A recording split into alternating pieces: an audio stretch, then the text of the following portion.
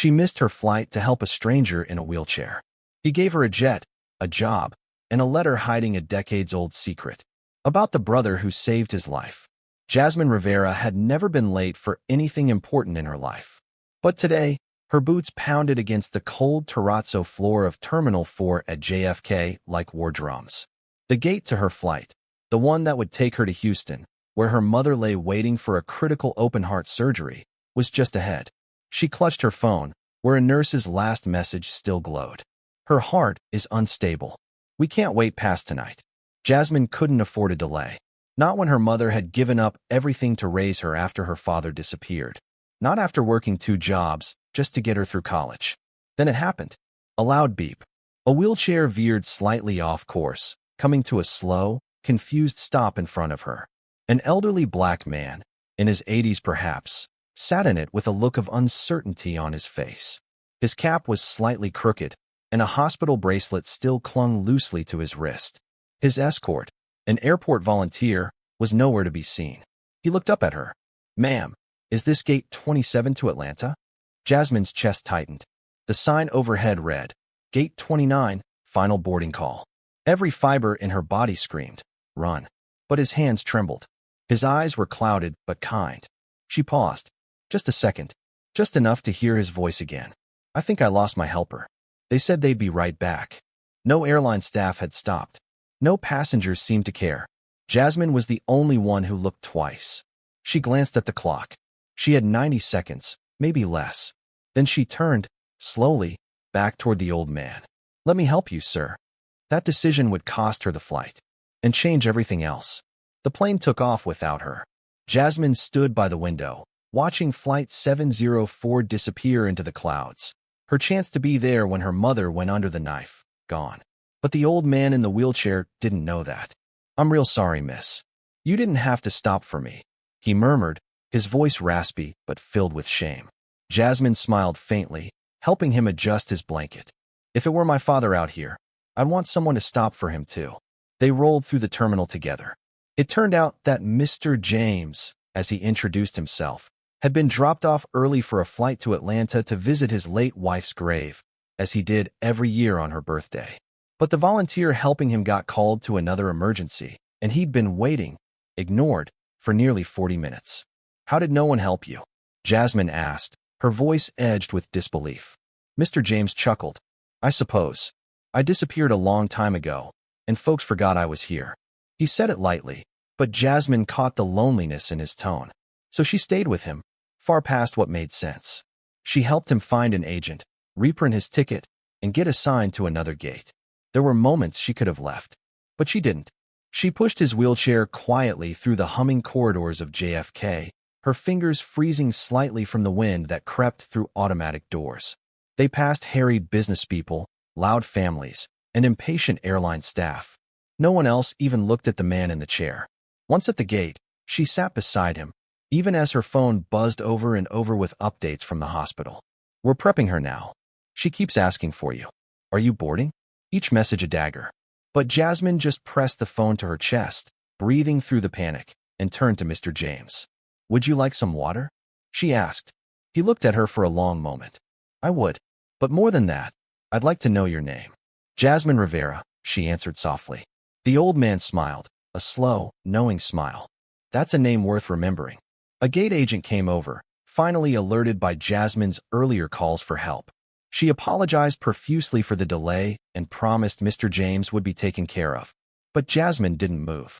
She waited until she saw him safely wheeled to the boarding line, and even then, she hovered near the gate, torn between the overwhelming weight of missing her mother's surgery and the strange peace that came with staying. The airport screens blinked. Her flight to Houston departed. No other direct flights until morning. She sighed deeply and turned to leave. That was when a young woman in a black blazer and earpiece approached her. "Excuse me, are you Ms. Rivera?" Jasmine blinked. "Yes. Mr. Winston would like a word." "Mr. Who?" "Mr. Harold Winston. He said you'd understand after this." She handed Jasmine a small silver card, embossed with a logo she recognized from every overhead flight. Winston Air. Jasmine froze. Harold Winston wasn't just a name. He was the Harold Winston, aviation mogul, reclusive billionaire and founder of one of the most exclusive air travel companies in the world. No, that was him, she whispered. The woman nodded.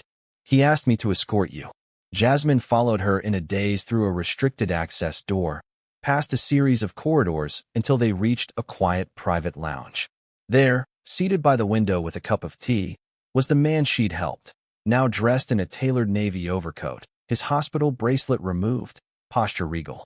You lied about your name, Jasmine said, half smiling. I didn't lie, he replied. I just gave you the one I hadn't heard in years. He gestured to the seat across from him. I've watched thousands of people walk by me, Jasmine. Only you stopped. Not for attention, not for credit, just because you saw someone who needed a moment of humanity. Jasmine sat, still stunned. I missed my flight, she whispered. I know, he said gently, which is why I'm giving you another one. He motioned toward the window. On the tarmac, a sleek white private jet waited, engines humming. Its tail bore the Winston Air crest. Jasmine's jaw dropped. She'll take you to Houston. Your mother's hospital has already been contacted. They're holding surgery for your arrival. Tears sprang to Jasmine's eyes. But why? He leaned forward. Because you reminded me of someone who once did the same for me, when I had nothing, when I was no one. And because this world needs people like you in higher places. He stood slowly and placed a folded envelope in her hands. One more thing. If you believe in what you did today, come back. I want you to lead something with me. The cabin of the jet was silent but warm, wrapped in muted lighting and soft leather. Jasmine stared at the envelope in her hands. On the front, written in neat cursive, was a name. To Miss Annabelle Brooks. And beneath that, in faded ink, if I'm ever brave enough. She hadn't opened it during the flight to Houston.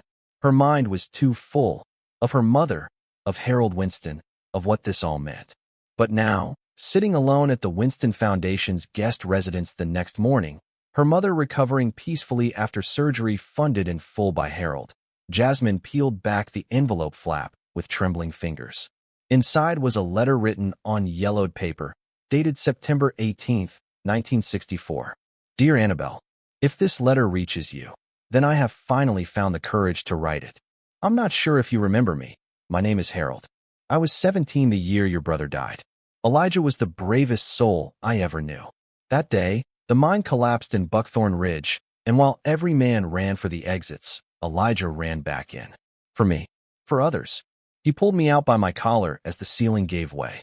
He saved me with his own life. He didn't survive. But I did. And I have never stopped carrying that debt. Everything I've built, Annabelle, comes from that moment. The company, the planes, the foundation.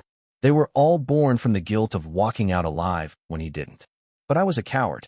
I never came to see you. I never told your family. And you deserve to know. I write now, not to erase the past, but to honor it. Not as Harold Winston, the CEO, but as the boy who was pulled from rubble by a hero no one remembers. I hope you'll forgive me. I hope you'll let me give back. I hope you'll remember Elijah as I do.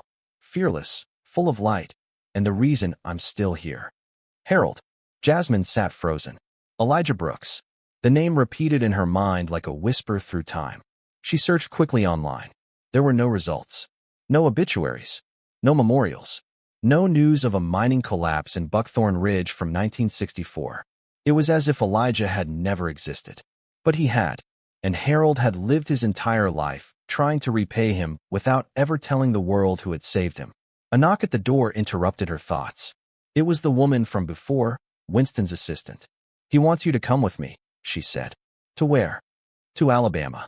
There's something he needs you to see. Buckthorn Ridge hadn't changed much in 60 years. Red dust still clung to the windshields of old trucks, and the town's only diner still served coffee so strong it could burn through steel. But something else lingered here, something heavier. A silence that had grown roots. Jasmine stepped out of the black SUV, the Winston Foundation emblem subtly stitched into the corner of her coat. Harold Winston stepped out after her, slower, steadier now, his cane tapping against the gravel road. The assistant led them to a worn white house on the edge of town. A woman in her 80s waited on the porch, wrapped in a gray shawl, her eyes sharp despite age. Miss Annabelle Brooks? Jasmine asked. The woman nodded slowly, her gaze landing on Harold with quiet intensity. I know who you are, she said. Harold removed his hat. Then you know why I've come. She studied him, then opened the screen door without a word. They entered a modest home, filled with family photos, a fireplace covered in dust, and a shelf of newspaper clippings yellowed with time. I waited, Annabelle said, for a long time. Thought maybe someone would knock. Harold held out the letter. I wrote this years ago. She didn't take it. Too late now, ain't it? No, Jasmine spoke gently. It's not too late if someone is still here to remember. Annabelle turned to Jasmine, eyes narrowed. And who are you, child? I'm someone who believes a man's sacrifice deserves the truth. That made Annabelle pause. Slowly, she took the letter. As she read, tears welled, but she didn't let them fall. He always put others first, she said softly. Even when the mine warned them of the instability, Elijah went back in. Said he couldn't leave anyone behind. Jasmine's voice trembled. There's no record. No mention of him anywhere. Because no one cared to write it down, Annabelle whispered. Harold sat down, head bowed. But I will now. We will. From his coat, he pulled out a thick folder. The Winston Foundation is launching a historical redress initiative first project, the Elijah Brooks Memorial. Full scholarship fund, restoration of his childhood home, a permanent museum wing, and his name in the National Archives, Jasmine added. Legally recognized. Officially honored. Annabelle covered her mouth. For 60 years, I couldn't prove he mattered to anyone outside this porch, she whispered. Now you're telling me the whole world will know? Jasmine knelt beside her. We're not telling. We're showing. A month later, a crowd gathered in Washington, D.C. At the National Museum of American Labor History, a new wing was unveiled. Elijah Brooks, the man who carried courage. Jasmine took the stage, voice steady before a sea of cameras. We live in a world where heroes don't always wear medals or make headlines, she said. Sometimes, they carry people through collapsing mines with no one watching. Sometimes, they're forgotten, until one person decides to remember. She turned toward the front row, where Annabelle sat, flanked by former miners, children holding sunflowers, and Harold Winston himself. Today, Jasmine said, we remember. And we write his name not just in stone, but in the story of who we are. Thunderous applause rose. And in that moment, the name Elijah Brooks, once buried, rose higher than any tower built by hands. A week after the Elijah Brooks Memorial Ceremony, Jasmine found herself standing on the rooftop of the Winston Foundation headquarters in Chicago. The early autumn breeze carried the scent of turning leaves and jet fuel. Behind her, the skyline glittered in gold and steel. In front of her, Harold Winston stood leaning on his cane, staring out into the city he once conquered. You've come far, he said without turning. Jasmine stepped beside him. Only because someone once turned back for you. He smiled, weary but proud. Everyone thought the plains, the towers, the empire, that's what I wanted to leave behind. But it was never about that, he said. It was about making sure the boy who saved me didn't die in silence. And now, she asked, now, I want to leave this behind. He turned to her fully, eyes clear. Not the burden. The fire. Jasmine felt her breath hitch. You mean? I'm stepping down, Harold said. The board has approved it. I'm naming you president of the Winston Foundation. Silence stretched between them.